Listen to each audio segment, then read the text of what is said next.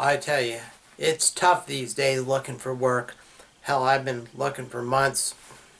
Not had best of luck, but I tell you, you want to really catch that move. The Company Men is a perfect movie for that. It really captures what it's like to be laid off, what it's like to be down in your luck, and just what it's like to search for work. So it starts out with an upcoming young executive who's got a family. He's got a nice house. He drives a nice car. He's making really good money. I think in the movie he's making $120,000 a year. Then all of a sudden his company, GTX Global, is getting downsized. So he gets laid off, and he doesn't take it too well. I don't think he had any idea that this was going to happen. Just came completely out of the blue, and all of a sudden, he's let go.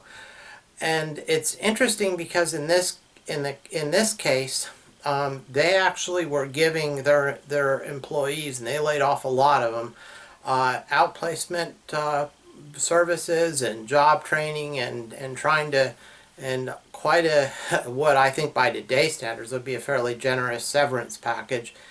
And so he reports to this this place where they're starting to give him some outplacement training. He's not exactly the most enthusiastic person there. As the movie progresses, he's starting to come to terms with the fact that he's been let go, but he's having a hard time making the cutbacks. Actually, his wife is more concerned with the spending, the expenses, than he is. He wants to keep his golf membership, his Porsche, all this stuff, and I think he's, it's good to be confident, but I think this guy's a little overconfident.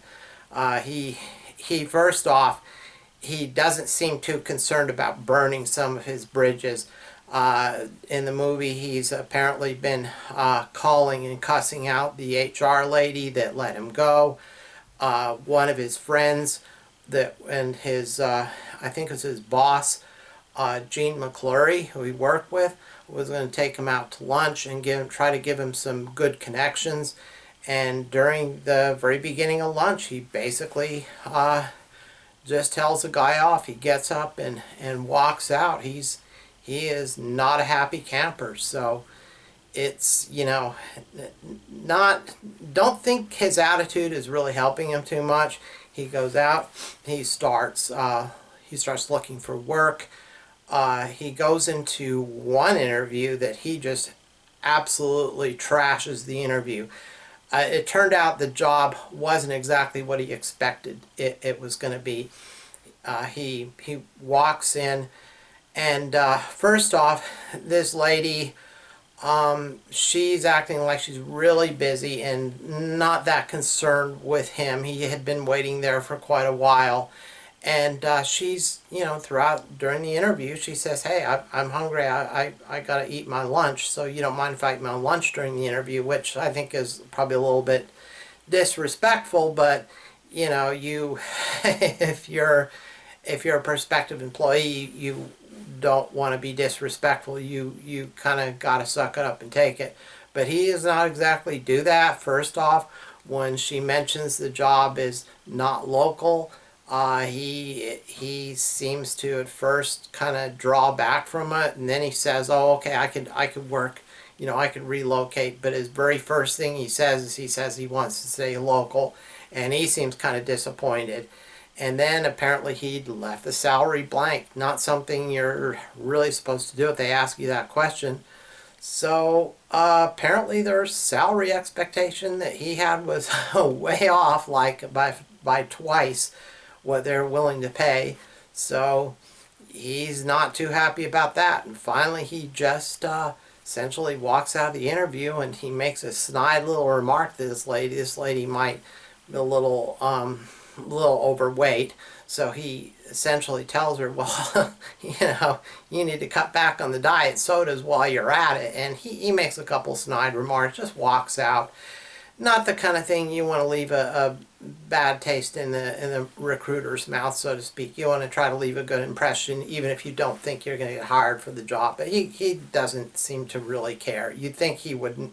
I'm sure he knows this, but he's not dealing well with being unemployed. In the process of him being unemployed, they fall behind on the bills. He winds up, they wind up having to sell his house. He winds up having to move in with his parents, which he's not happy about. He wants to get out of there as soon as he can.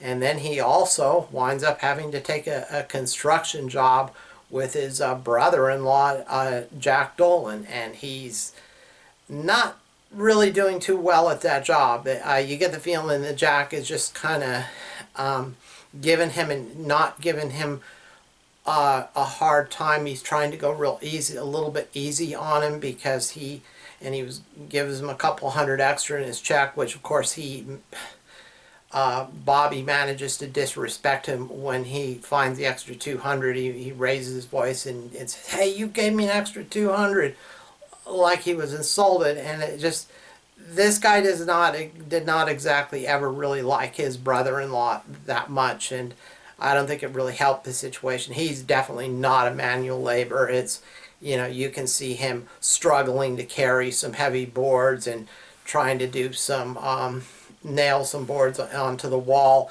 and he's not getting them straight. He makes a big mess of them, and he finally sort of gets it down enough to the point where I guess they're not going to, they're going to keep him on, but he's struggling.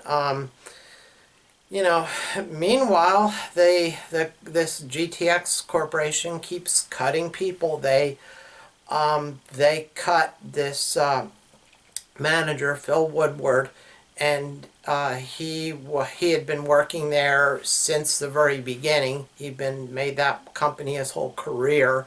He is an older gentleman, so for him to try to find another job was going to be very difficult for him. Gene McClary and by the way, he's still working there. He was not happy when Phil got laid off, and he goes up to his boss, and essentially James Salinger, and he's essentially ready to read him the riot act. He comes back, and HR is waiting in Gene's office, and he winds up getting sacked.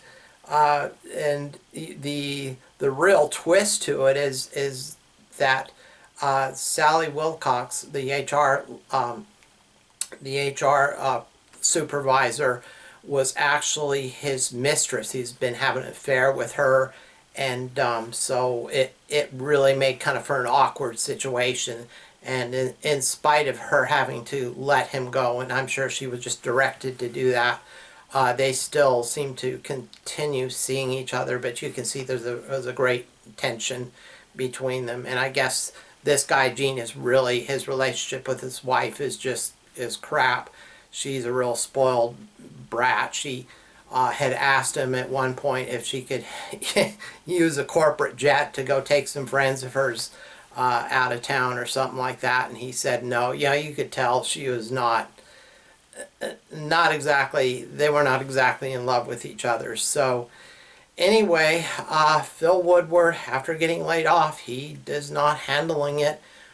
He is not finding another job. He's not getting any prospects, and he finally just commits suicide. He doesn't have the financial wherewithal that Gene McClary had, so he doesn't know what else to do.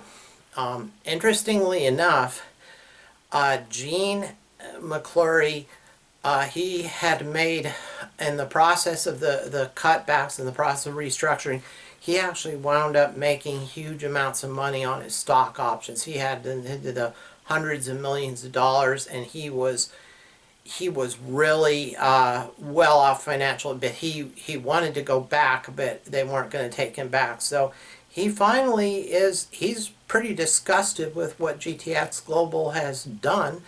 So he goes ahead, he finally starts his own company. And I think one of the first people he called was Bobby Walker, and the film ends with with Bobby showing up at the new office that he's setting up, and he's basically, it looks like he's been put in charge, so he starts directing people as to what to do. And so I felt like it had a nice ending. I really did enjoy watching the movie, and I felt like it really does a very good job of capturing some of the struggles that people do go through when they're seeking employment. So I would definitely highly recommend this movie. It's I think it's like an hour and 40 minutes, so not too long, not too short. Definitely have a link to where you can get the movie below. So by all means, if you have any comments or questions or anything like that, or you want to just check out the movie, please do so, and thank you for watching.